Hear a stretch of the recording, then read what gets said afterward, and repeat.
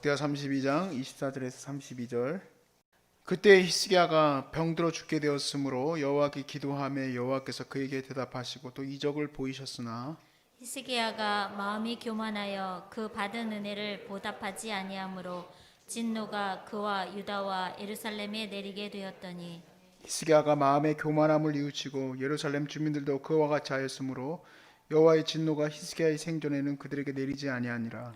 히스기야가 부와 영광이 기득한지라 이에 은금과 보석과 향품과 방패와 온갖 보배로운 그릇들을 위하여 창고를 세우며 곡식과 새 포도주와 기름의 산물을 위하여 창고를 세우며 온갖 짐승의 외양간을 세우며 양떼의 우리를 갖추며 양떼와 많은 소떼를 위하여 성읍들을 세웠으니 이는 하나님이 그에게 재산을 심히 많이 주셨음이며 이 히스기야가 또 기온의 윗샘물을 막아 그 아래로 다윗성 서쪽으로 곧게 끌어들였으니 히스기야가 그의 모든 일에 형통하였더라. 그러나 바벨론 방백들이 히스기야에게 사신을 보내어 그 땅에서 나타난 이적을 물을 때에 하나님이 히스기야를 떠나시고 그의 심중에 있는 것을 다 알고자 하사 시험하셨더라. 히스기야가 남은 행적과 그의 모든 선한 일은 아모스의 아들 선지자 이사야의 묵시책과 유다와 이스라엘 열왕기에 기록되니라. 히스기야가 그의 조상들과 함께 누움에 온 유다와 예루살렘 주민이 그를 다윗 자손의 묘실 중 높은 곳에 장사하여 그의 죽음에 그에게 경의를 표하였더라. 그의 아들 므낫세가 대신하여 왕이 되니라. 아멘. 저는 우리 하나님께서 저에게 기적도 많이 베풀어 주시고 또 축복도 많이 주셨으면 좋겠어요. 어려운 길로 가기를 바라는 사람이 누가 있겠습니까? 살면서 하나님이 형통케 하시고 은혜를 주셨으면 좋겠어요. 여러분도 그렇게 되시길 바랍니다. 하나님이 하는 일마다 형통케 하시고 가는 곳마다 하나님의 은혜가 넘치시길 바랍니다. 자, 그런데 우리가 그렇게 되지 않는 것이 또 은혜죠. 우리끼리 그렇게 얘기를 합니다. 또 가는 것마다 안 되고 또 형통하지 못하는 일들이 있었지만 그래도 감사한 이유는 하나님께서 교만하지 못하게 하시고 자고하지 못하게 하시고 하나님 찾게 하시고 하나님 사랑하게 해주셔서 그렇게 안 했으면 우리가 막 펄펄펄펄 날아다녔겠지 지금쯤. 그렇지만 하나님이 우리를 낮춰주셔서 낮아진 곳에서 무엇을 보게 될까? 예수 그리스도 그 십자가 그 은혜. 우리가 이전에는 암 환자들 보면서 뭐 심지어는 그런 말도 막 해요. 무슨 죄를 졌길래 암에 걸렸을까? 그런 교만한 말들을 막 말했던 사람이 암에 걸리고 나니까 내가 암에 걸렸는데 어떻게 하겠어? 그러니까 어떻게 돼요? 암 환자들을 이제 살펴보게 되고 어려운 사람들을 바라볼 수 있게 돼요. 우리 서울역에 오는 분 중에서 한 분은 자기는 마음의 노숙자래요. 마음의 노숙자. 무슨 말일지 잘 모르겠지만 아무튼 그래서 노숙인 교회에 왔대. 그래, 마음의 노숙자라는 거는 난 잘 모르겠어. 마음이 배가 고프다는 건가? 마음이 쉴 곳이 없다는 건가?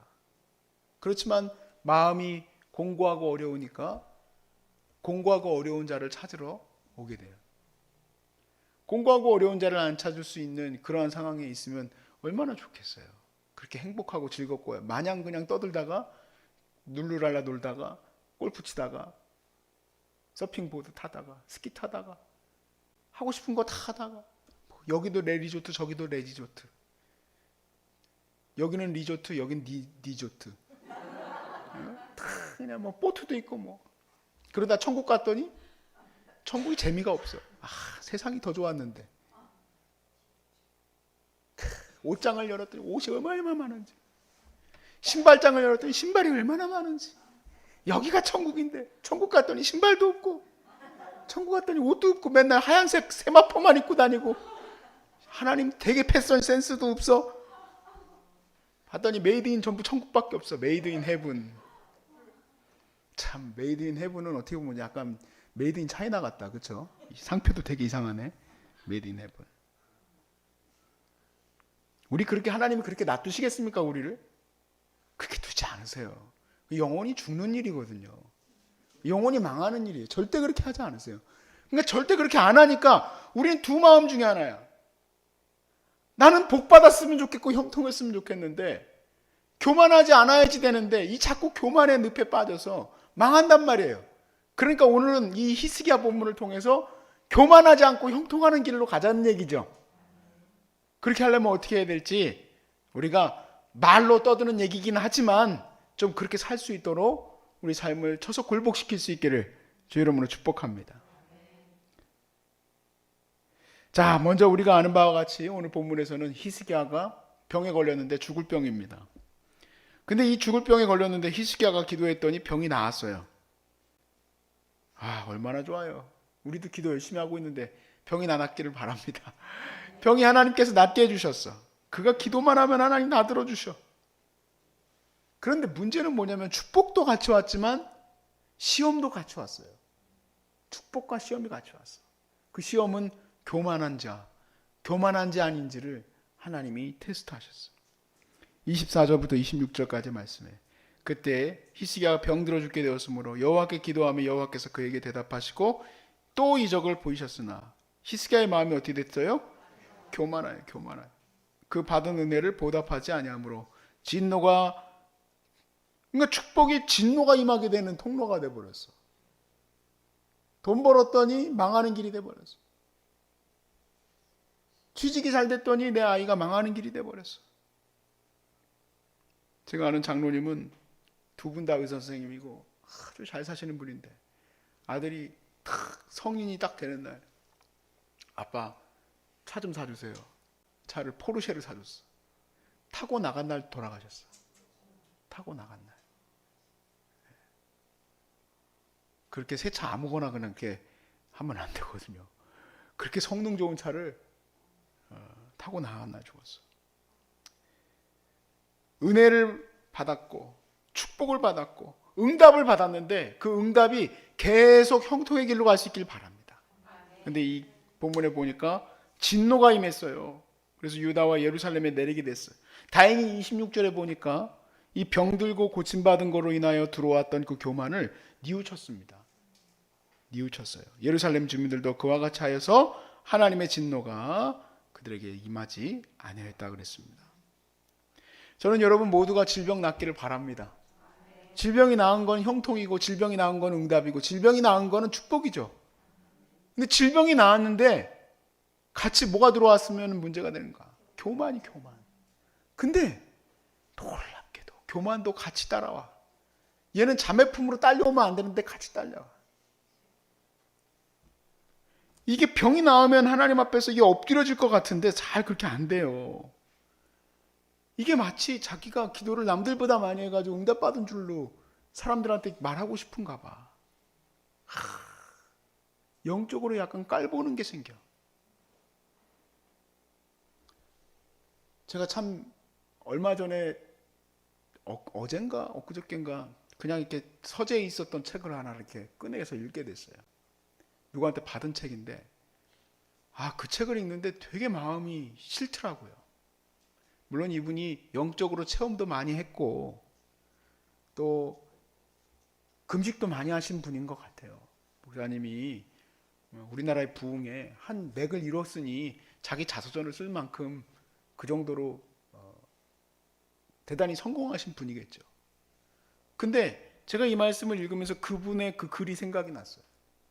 이분은 목사가 되려고 하면 최소 뭘 해야 된다라는 어떤 말을 했는데 제가 그 말은 안 할게요. 근데 그 말을 써놨는데 야 그러면 이 세상에는 그 정도로 금식했던 사람이 없는데 나 같은 목사 보면은 뭘로 볼까? 우리가 보통 장기판에서 졸로 본다는 얘기를 해요. 날 장기판에 졸로 보지 않을까? 나는 그래도 내가 차 정도는 될 거라고 생각하고 사는데 하나님의 장기판에서 말이죠. 나를 얼마나 이상하게 볼까? 나만 그렇게 볼까? 왜 그렇게 사람들을 볼 수밖에 없게 될까? 자기가 은혜를 받아서 그만큼의 기도도 할 수 있었으면 그게 은혜로 주신 것인데 은혜가 아니라 자기가 은혜가 아닌 마치 자기가 모세처럼 자기가 뭔가 모를 하나님의 특별한 존재로 그렇게 생각하는 순간 이 주님 주신 이 은혜, 병 낫게 된 거, 주님 주신 은혜, 이 더 많이 남들보다 금식하게 된 거, 남들보다 더 기도하게 된 거, 그게 축복이죠. 여러분 1시간씩 기도하는 것도 축복이에요. 근데 그게 여러분의 자랑이 되고 여러분의 영적인 뭔가 모를 그런 어떤 교만함으로 서게 되면 조심하세요. 무너질 위기의 경고가 들어온 겁니다. 그런 말들이 함부로 나오면. 이유는 그 말 했다고 하나님이 진노하셔가지고 우리를 망하게 만드는 게 아니고 그 교만이 우리를 죄로 끌어갑니다. 그 교만이. 여러분, 유대인들의 가장 큰 문제가 뭡니까? 유대인들은 왜 예수님의 보배로운 그 복음을 받아들이지 아니하고, 왜 유대인들은 죄 가운데서 그렇게 살아가는데도 불구하고 회개의 자리로 나오지 않을까요? 예수님 말했잖아요. 회칠한 무덤이라고. 겉에만 회칠해놨어요. 그게 교만의 가장 무서운 부분이에요. 하나님께 회개하고 돌아올 수 있는 기회를 발로 차버리는 거예요. 그래서 유대인들은 그 선민 사상이 자기 자신들을 죽이게 되는 사상이 돼버렸어요. 하나님이 선택한 민족인데 왜 우리가 망하겠냐? 그러니까 바벨론의 포로로 잡혀가라고 하나님이 예레미야를 통해서 얘기를 해도 절대 안 가잖아요. 왜 안 갑니까?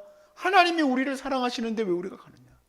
여러분, 예루살렘이 티토 장군에 의해서 AD 70년에 멸망할 때도 똑같은 이유입니다. 똑같은 이유로 교만으로 멸망해요. 참 놀랍죠. 예수님께서 예언하시기를 성이 에워싸는 것을 보고 나서는 다시는 성으로 들어가지 말고, 다시는 예루살렘 성으로 들어가지 말고 도망가라고 그랬어요. 그런데 티토 장군이 자기 아들을 먼저 보내놓고 지금 성이, 예루살렘 성이 에워싸졌다가 로마의 반란이 한번 일어나서 다 군대가 풀어졌었어요. 그 사건이 예루살렘에 있는 이 유대인들을 교만을 하늘 찌게 만들었어. 교만을. 그래서 그들이 다 멸망받게 된 거예요. 이스라엘에 한번 혹시라도 선교여행 가게 되시면 그런 이야기들, 그리고 어디서 다 죽게 됐는지 그런 이야기들을 여러분 들을 수 있게 돼요. 그러니까 성경에서의 그 다음 단계, 예루살렘이 어떻게 멸망했는지. 그런데 예루살렘의 멸망에 대한 역사적 이해보다도 왜 그렇게까지 다 멸망받았을까? 도망갈 수도 있었는데 이유는 교만이에요. 하나님이 자기를 지키시는데 왜 우리가 멸망하냐는 거지. 근데 이 문제는 똑같이 기독교에서도 반복이 됐어요. 로마가 전체가 다 기독교화 됐습니다. 그래서 교황이 있었어요. 교황. 로마에는 교황이 있을 정도예요. 그런데 로마가 멸망했습니다. 그걸로 인하여서 어거스틴은 왜 로마가 멸망하는지, 기독교 국가인 이 나라가 왜 멸망하는지에 대해서 써야 됐어요. 어거스틴은 그거에 대해서 이렇게 말합니다. 하나님은 멸망하지 않지만 이 인간의 도시는 멸망할 수밖에 없다. 왜냐하면 죄 때문이다. 그 죄는 왜 가려워져 있을까요? 교만 때문에 그래요. 우리가 전체가 기독교 국가인데, 칼빈도 제네바를 성시화하고 싶었어요. 전체를 성시화했어요. 사람들이 조금만 하나님의 말씀에 어긋나도 심지어 죽이는 일도 있었어요. 지금도 교회가 비판받게 되는 부분 중에 하나예요. 다 교회화되고 다 거룩하게 되어졌다고 해서 우리가 하나님 앞에 이렇게 잘 서 있다 말하기가 어려운 부분이에요. 우리가 오히려 이렇게 어려운 지금 아마누로의 이 시기가 축복의 시기가 되는 이유는 나쁜 짓 할 수 있는 힘이 없어요. 제일 걱정되는 사람이 누구냐? 저는 여기 시설을 운영하면서 항상 주목하는 사람들이 누구냐면 다 나와서 나갈 때쯤 되신 분들. 한 번씩 사고 쳐, 한 번씩. 그분들 때문에 이 말씀을 선택한 게 아니고 말씀이 가다 보니까 그렇게 써 있습니다. 병이 나아서 나가실 때 복의 은혜가 이어지길 바랍니다. 교만으로 가면 안 됩니다. 교만으로 가면 안 돼요. 그래서 우리가 고린도전서 10장 12절 말씀부터의 말씀을 여기는 이제 같이 갖고 있어야 돼요. 또 올 겁니다. 아이고, 성경책 찢어졌다. 고린도전서 10장 12절부터의 말씀에 이렇게 돼 있어요. 자, 10장 1절부터의 말씀에서는 이스라엘의 역사를 가지고 너희들이 교훈을 삼아라 라는 말씀인데, 그래서 그 교훈을 통해서 사도 바울이 하고 싶어 하는 얘기가 뭐냐? 12절에 그런즉 어떻게 뭐라고 써 있어요? 선줄로 생각하는 자는 넘어질까 조심하라는 거예요. 선자가 누굽니까? 암이 나은 자가 선자죠.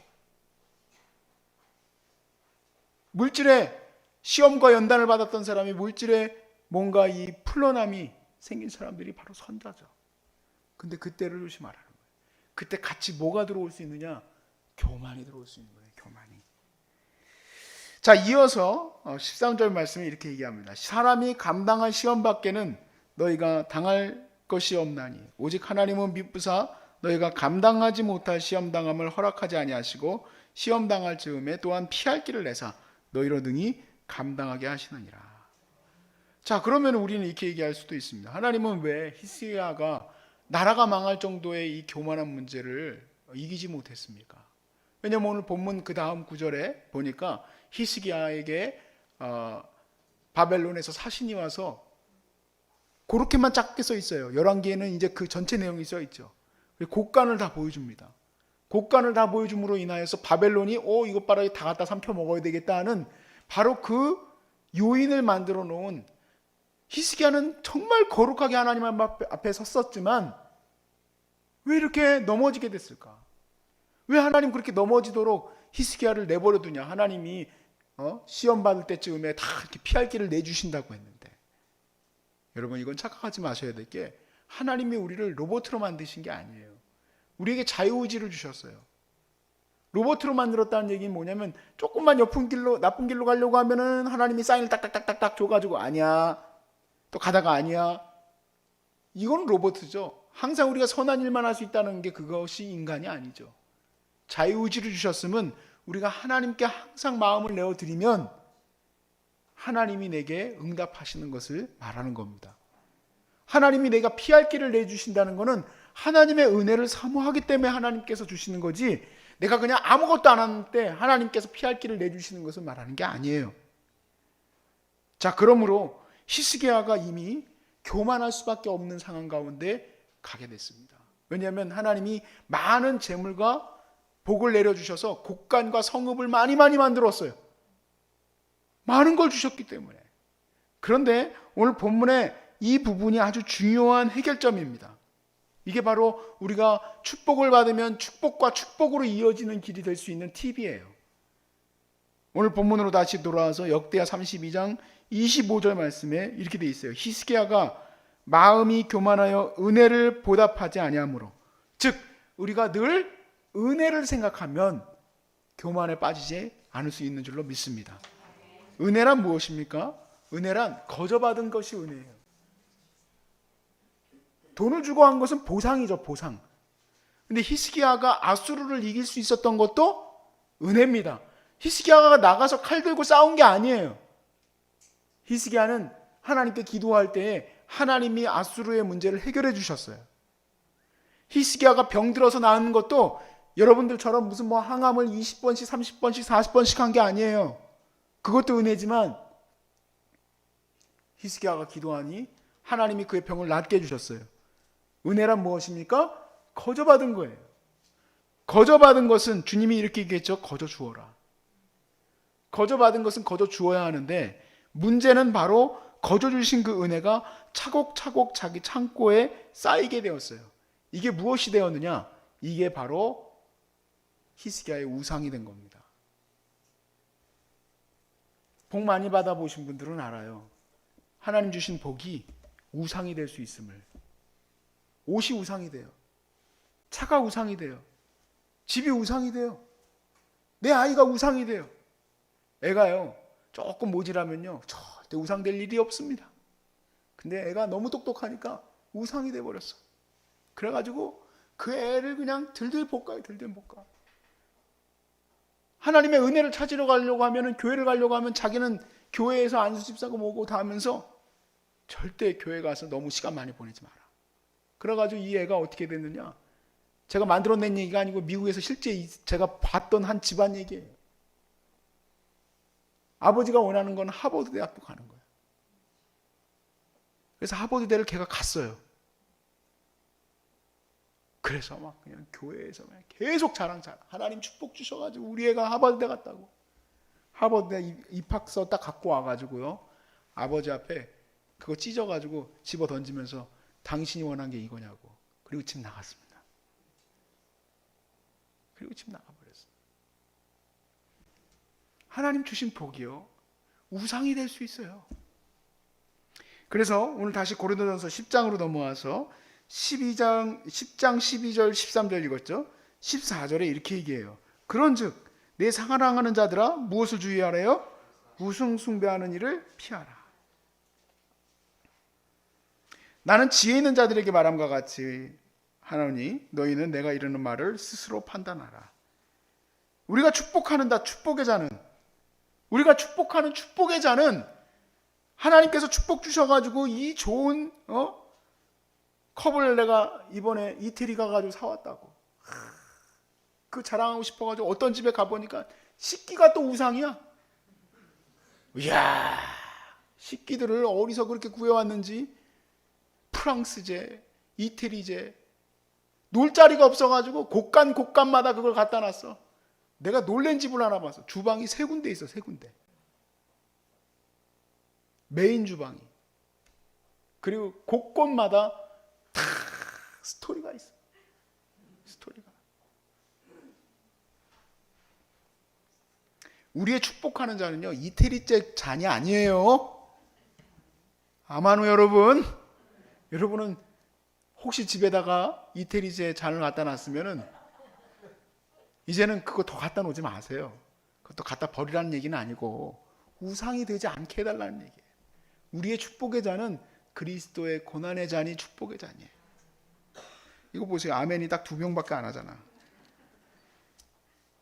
축복의 잔은 그리스도의 피에 참여함이 아니며 우리가 떼는 떡은 그리스도의 몸에 참여함이 아니냐.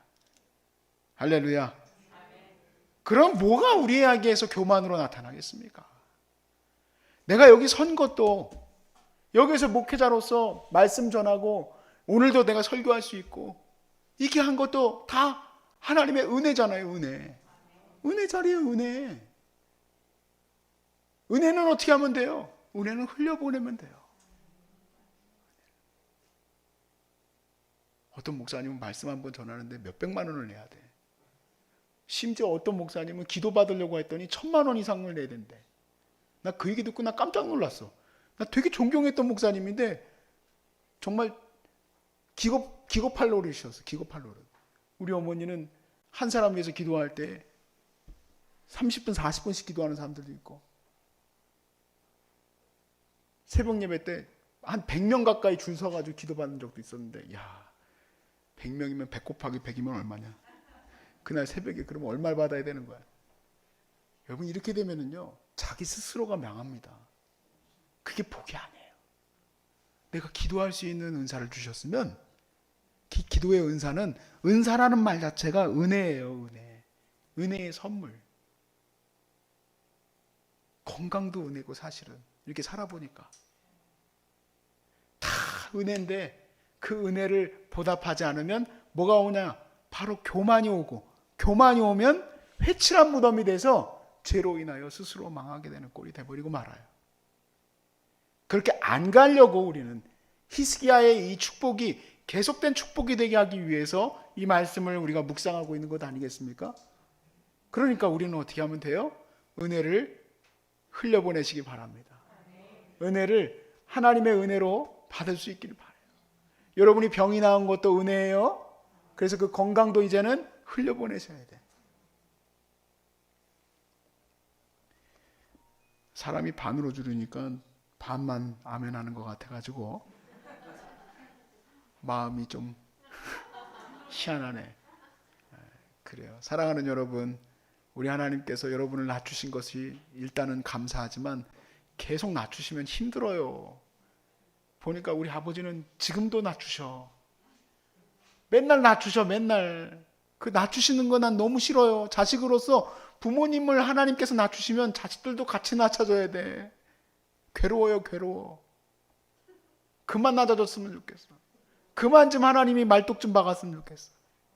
그냥 이제는 좀 형통케 하시고 그냥 축복의 길로 갔으면 좋겠어. 은혜의 길로 갔으면 좋겠어.